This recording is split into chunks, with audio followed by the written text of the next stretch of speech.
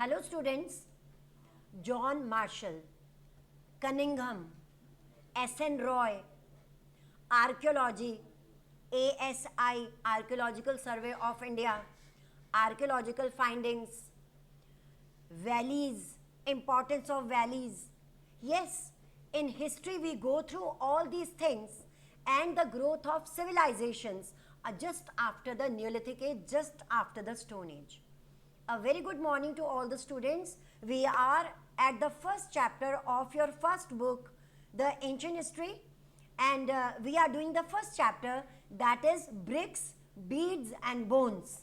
A very interesting story about the human civilization, a very interesting story about the first urban civilization of India, and a very interesting legend about how the life was going on without the luxuries, without the comforts, and even then people were working as scientists.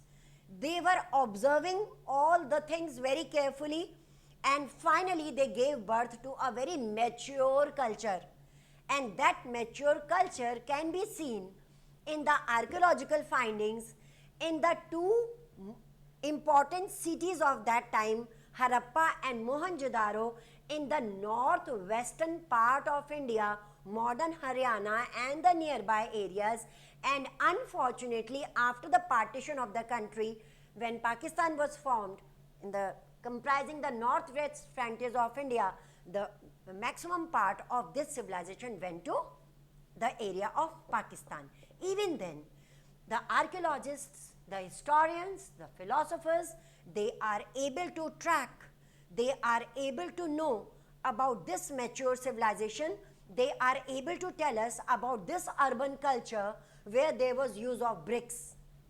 The type of bricks, the type of mortar, the type of polishing, that even in the contemporary period, scientists are wonderstruck that for thousands years ago, this type of technology was available in India. So, the civilization developed in the river valley of Indus. So, it is rightly called the Indus Valley civilization. The reason why most of the civilization of this time, most of the civilization means when we are talking about the growth of civilization, Bronze Age civilization in India, in the Indus Valley, similar civilizations were going on in different parts of the world. Let me give you example. You have read in class 11th about Mesopotamia, Tigris Euphrates, modern Iraq, where civilization developed known as Sumerian or the Mesopotamian civilization. Then at the same time, a civilization was developing in China in the river valley of Huanghu. In that valley, the civilization in China was going on, and in Egypt at the same time, in the river Nile, in the valley of river Nile, the civilization was going on. So simultaneous civilizations are working, and here we are talking about our own country, that is India, comprised two main states of that time, Harappa and Mohenjo-daro. Very well planned cities of that time, and the whole history about which we are studying in this chapter, we have no written records. Although script is there, although enigmatic script is there, enigmatic means the script consists of signs, symbols, icons, more than 400, but it is undeciphered. Although the work is going on, but it is undeciphered because certain symbols and signs and icons, our philosophers, our historians, scientists are not able to decipher it. So the whole history, the whole information is based on archaeological finds. In every city, in every district, there is ASI, agricultural researches. They go on over there, Archaeological Survey of India. There are the Director Generals, the name which I gave you just at the beginning of the chapter, Cunningham, the first Director General of ASI.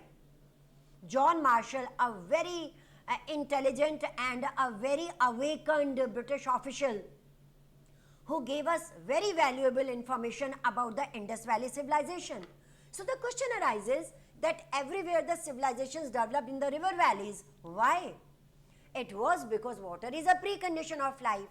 It was because in the valleys there were agricultural strategies, and as I told you, there were not much conveniences at that time. So in the river valleys, soil is very fertile. In the river valleys, water was available not only for the domestic use but also for agriculture and other uses, even for trade, because a number of boats have been found that belong to this period.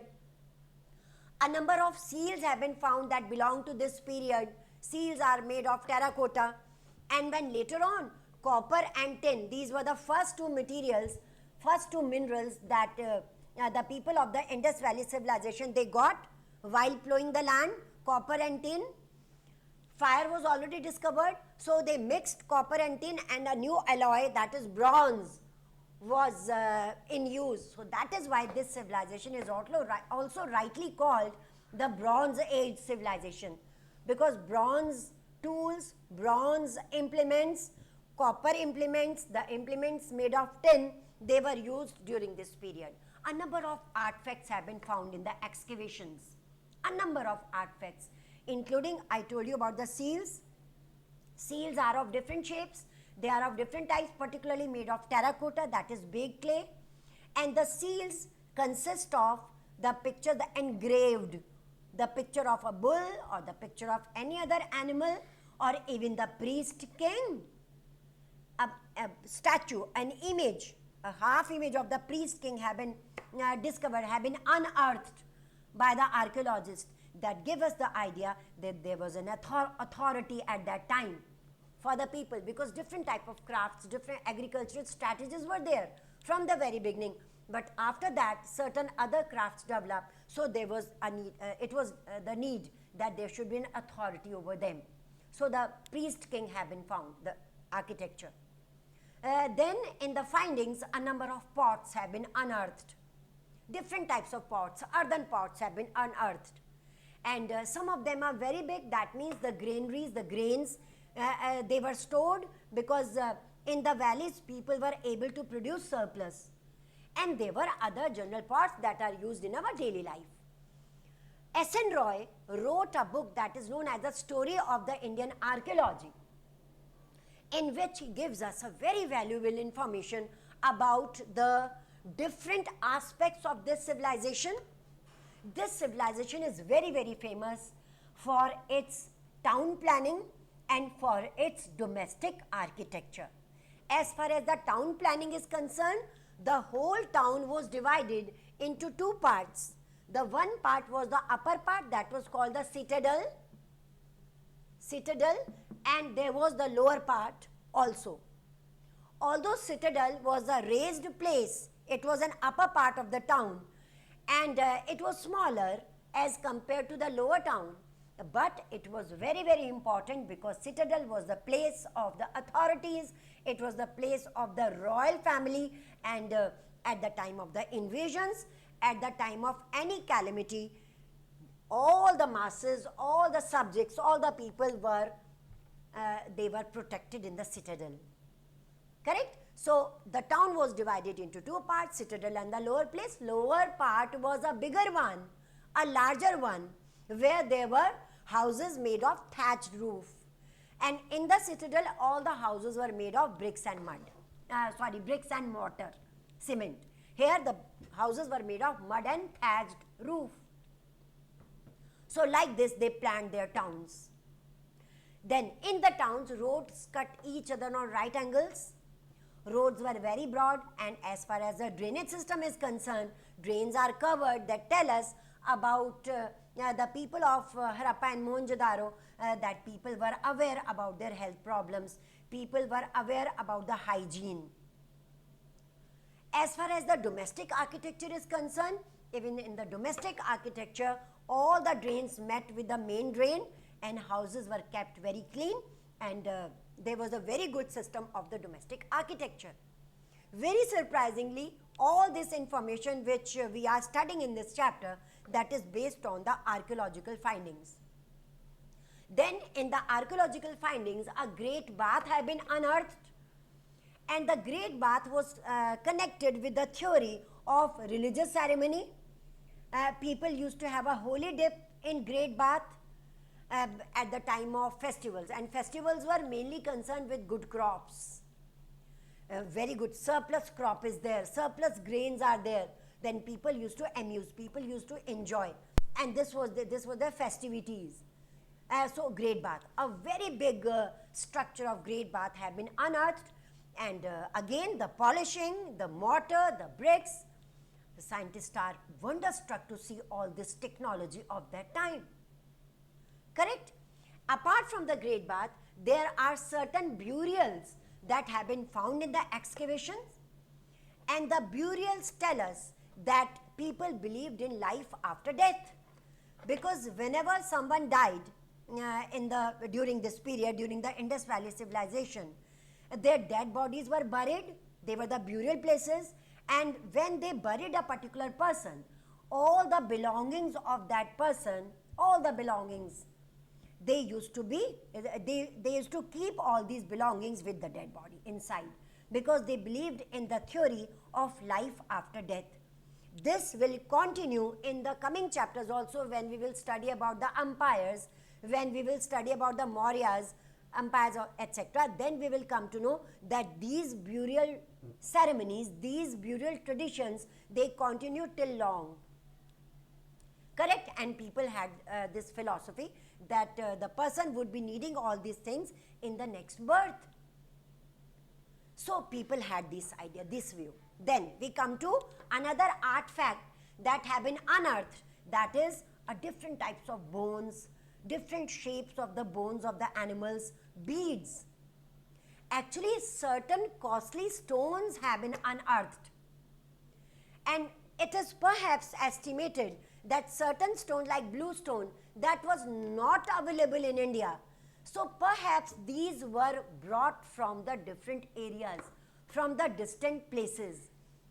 Even the materials which were used for the architectural work, that was also brought from the different areas of the civilization, from distant parts.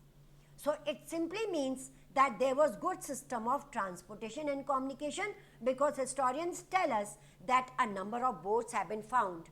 A number of scripts, like I told you about, the script is undeciphered in India. The script have been derived from the Mesopotamians, that is the Sumerians. They call themselves Sumer, the people belonging to the Sumerian civilization. Their script also contains signs and symbols, but that have been deciphered.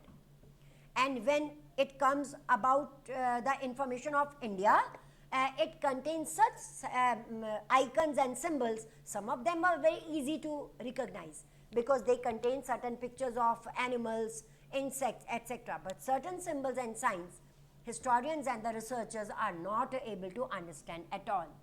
So that is why the whole history is based on the excavations, the whole history is based on the archaeological findings. So a number of artifacts have been found, bones, beads, I told you stones, as well as different type of agricultural weapons, agricultural implements, weapons for war and implements to work in the fields. And there are traces of different crafts also, because I told you about the earthen pots, because I told you about the seals, and even weights and measures have been found. In the next lecture, we will talk about the weights, about the seals in detail. We will also talk about the life of the people at that time, because agricultural strategies were there. People had a sense of property. In your NCERT, see your pages between 1 to 15, and further we will discuss in the next lecture the pages between 1 to 15. You will come to know that people developed a sense of property, they began to live a settled life, and the places, particularly the agricultural places and cattle rearing places, they were abandoned, they were declared as the property of a particular community or a particular family. So this sense also developed during this civilization. We will meet again with new enthusiasm and with new energy in the next lecture. Till then, goodbye.